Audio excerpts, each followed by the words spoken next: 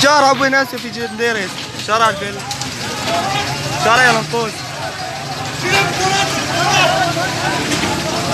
افتح الطريق يا اهل السيارات.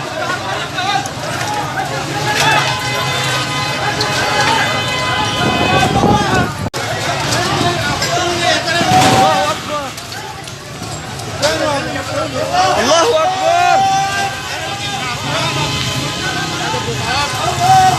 الله اكبر. انفجار ابو ناس في جنديرس شارع الفيل شارع ينقوس.